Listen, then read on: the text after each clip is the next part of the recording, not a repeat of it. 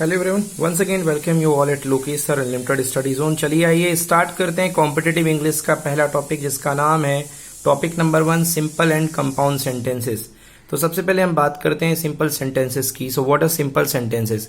A simple sentence contains only one main verb and only one clause. Okay, once again I am reading this. A simple sentence contains only one main verb and और only one clause.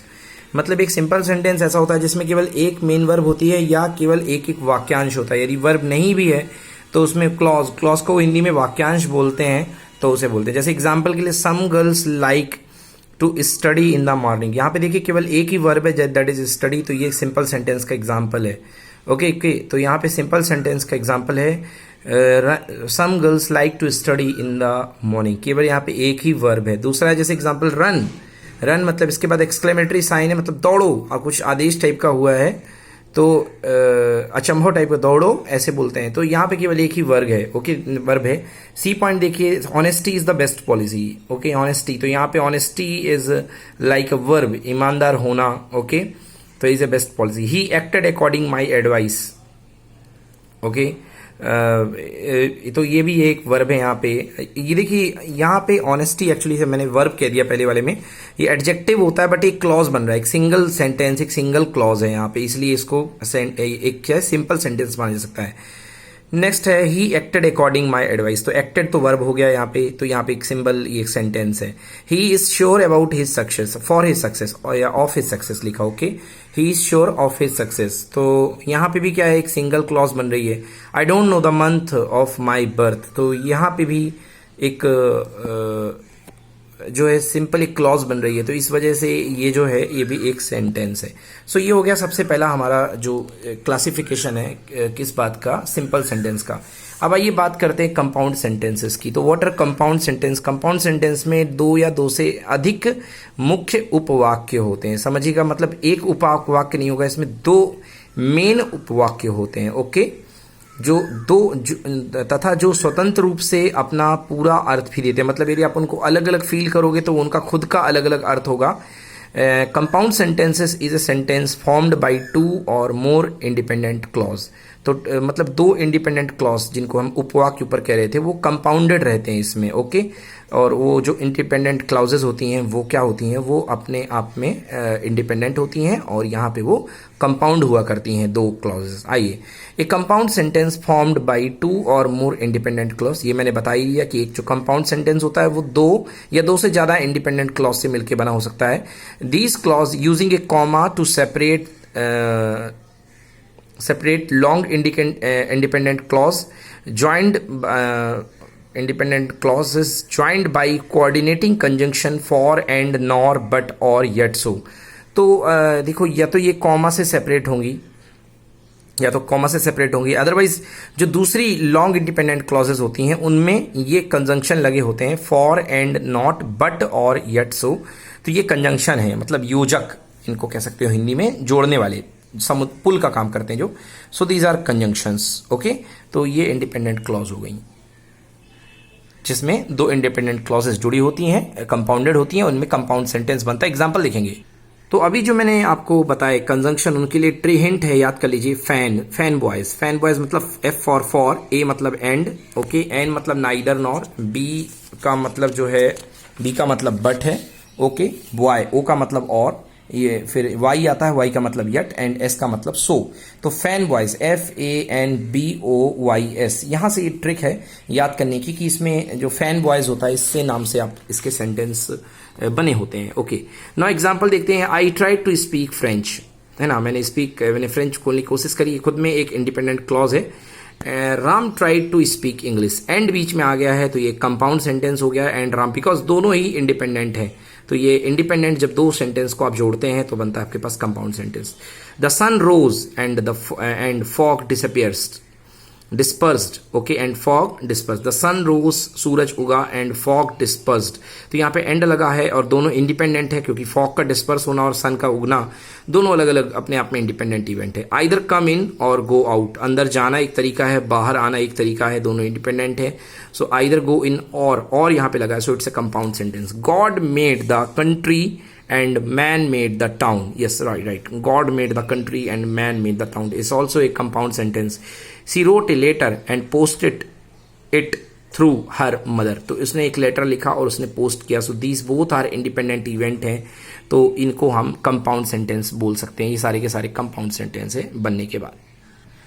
अब आइए जी दोस्तों clause की बात कर लेते हैं. सबसे पहले हम टाइप ऑफ क्लॉज की बात करते हैं. तो क्लॉज होती क्या है? शब्दों का एक ऐसा समूह जो किसी सेंटेंस का भाग हो और उसमें एक सब्जेक्ट तथा एक प्रेडिकेट हो, उसे हम क्लॉज कहते हैं. ओके, ये क्लॉज कहलाती है. देखो, सब्जेक्ट और प्रेडिकेट का मतलब होता है कर्ता और विधेय. ओके, मतलब जैसे कर्ता और विधेय, जैसे तुम लोगों राम स्कूल जाता है, ठीक है ना, तो राम तो हो गया कर्ता और उसका जो बाकी का स्कूल जाता है दैट इज कॉल्ड विधेय. उसको उसके बारे में विशेषता या उसके बारे में जो भी काम धाम करता है तो that is called predicate. Okay, तो ये इस सबको मिला के क्या कहलाता है? क्लॉज. तो सब क्लॉज में दो ही चीज होती है, एक होता है सब्जेक्ट, दूसरा होता है प्रेडिकेट.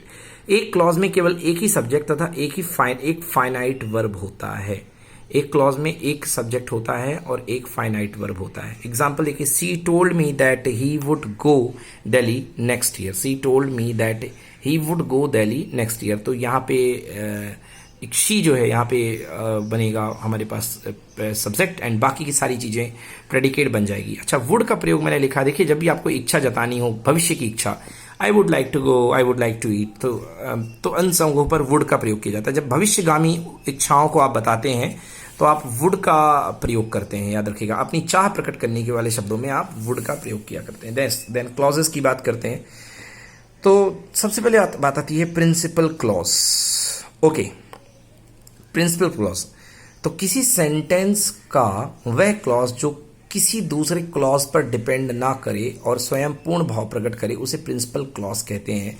जैसे एग्जांपल दिया, you should help him if he helps you. Okay, you should help him if he helps you. In the above sentence, the clause you should help him has its own subject and predicate, and it can stand independently, and therefore it is called principal clause और main clause. तो यदि आप you should help him को ही अकेले अगर read करें तो ये खुद एग्जिस्ट करता है. बट आप यदि अकेले if he helps you को स्टडी करते हैं, रीड करते हैं, तो अकेले ये कोई मीनिंग रिप्रेजेंट नहीं करता है. तो यू शुड हेल्प हिम ये खुद में क्या कहलाएगा? ये कहलाएगा प्रिंसिपल क्लॉज, जो खुद में अर्थपूर्ण है, अपना इंडिपेंडेंट मीनिंग स्टैंड कर रहा है. Okay, it can stand independently, so इसलिए इसको आप प्रिंसिपल क्लॉज बोलेंगे. ओके, क्लॉज थोड़ा सा टफ है, इसको अच्छे से पढ़िए. अब बात करते हैं सबऑर्डिनेट क्लॉज की. देखो, वाक्य का यदि वाक्य स्वतंत्रता पूर्वक अपना अर्थ ना दे सके अपितु पूरा अर्थ देने के लिए उसे प्रिंसिपल क्लॉज पर निर्भर होना पड़े, तो उसे हम कहते हैं subordinate clause. Example, if you work hard you will pass. Okay, if you work hard you will pass. अगर तुम मेहनत करते हो तो तुम पास हो जाओगे. ओके, तो यहां पे देखो क्या हो रहा है, इफ यू वर्क हार्ड, ये प्रिंसिपल तो नहीं है. प्रिंसिपल क्लॉज क्या है? यहाँ पे यू विल पास है, और इफ यू वर्क हार्ड ये बनेगा सबऑर्डिनेट क्लॉज. तो इन the above sentence if you work hard is the subordinate clause. अच्छा, आप लोग को ये लग रहा होगा कि जो पहले आता है वो प्रिंसिपल क्लॉज होता है. नहीं भैया, ऐसा बिल्कुल नहीं. इस एग्जाम्पल में देख लो, इस एग्जाम्पल में इफ यू वर्क हार्ड पहले आ रहा है, बट ये फिर भी तब भी सबऑर्डिनेट क्लॉज है. Okay, so in the above sentence if you work hard is the subordinate clause because though it has its own subject and predicate, it cannot stand independently and dependent on the main clause you will pass for its action. Yes, तो ये main clause you will pass के पीछे exist कर रहा है if you work hard, इसलिए ये subordinate clause बनेगा. तो अच्छे से समझिए कि you will pass क्या है, इसका मेन क्लॉज है, और इफ यू वर्क हार्ड ये उसके बाद की बात है. भले हमने सेंटेंस को उल्टा करके लिखा है, इंग्लिश की ऐसी होती है नीड, बट इसके पास होने के पीछे जरूरत किस चीज की है? If you work hard. तो यहां पे ये बनेगा सबऑर्डिनेट क्लॉज. ओके, सो इस तरीके से यू विल पास ये अपना main clause, principal clause, and if you work hard ये जो बनेगा अपना क्या कहलाएगा? Subordinate clause. नेक्स्ट क्लॉज की बात करते हैं जी. अगला क्लॉज है कोऑर्डिनेट क्लॉज. कोऑर्डिनेट क्लॉज किसी वाक्य का वह क्लॉज जो स्वतंत्र रूप से अपना पूर्ण तथा स्पष्ट भाव दे और प्रिंसिपल क्लॉज के समान ही वाक्य में अपना महत्व रखता हो, that is called coordinate clause. जी हाँ, मतलब कि बिल्कुल मेन क्लॉज या प्रिंसिपल क्लॉज की तरह ही अपना कंट्रीब्यूशन रखे, उसको बोलते हैं क्या, subordinate clause, sorry coordinate clause, जो अपना खुद का उत्तर दे और पूरी पूरी बिल्कुल जितनी बखत या वैल्यू मेन क्लॉज की उतनी ही उसकी रहे, तो उसको बोलते हैं subordinate clause. Example, I went to market and I purchased, and umbrella लिखा, एन एम्ब्रेला लिखा है, वो एक्चुअली एन एम्ब्रेला होगा, उसको काट दो, एंड एम्ब्रेला नहीं, that is an umbrella. And I purchased an umbrella, तो भैया यहाँ पे देखो दो क्लॉज हैं, I went to a market and I purchased an umbrella. मैंने क्या कर दिया भाई, मेरे को एन एंड काटना था, मैंने एन काट दिया, सॉरी। अब ठीक है जी, एन एम्ब्रेला। ओके, तो देखो भाई, in the above sentence two clauses I went to market and I purchased an umbrella are joint together with conjunction. Conjunction क्या यूज हुआ है, एंड। बताया था मैंने अभी ट्रिक आपको, फैन क्या बताइए मैंने, है ना, फैन बॉयज, तो फैन बॉयज में अपना एंड भी आता है, तो they are called coordinate clause. तो मिला के कहेंगे भैया, इनको मिला के बोलेंगे कोऑर्डिनेटेड क्लॉज है ये। ओके, इसमें ये कोऑर्डिनेट क्लॉज है, ठीक है ना, जो दोनों में मीनिंग सेम हो रहा है, दोनों में सेम लेवल का मीनिंग आ रहा है, दोनों इंडिपेंडेंट है अपने पास से। ओके, नेक्स्ट अगली क्लास में पढ़ेंगे जी हम काइंड ऑफ क्लॉजेस। तो क्लॉजेस के 3 प्रकार होते हैं, अभी मैंने इस पे नोट्स बनाए नहीं है, नेक्स्ट क्लास में मैं आपको बताऊंगा kind of classes. Thank you, till now it is fine, and thanks for being with Lokesh sir unlimited study zone. Stay safe and happy hours for you. Thank you so much, bye bye.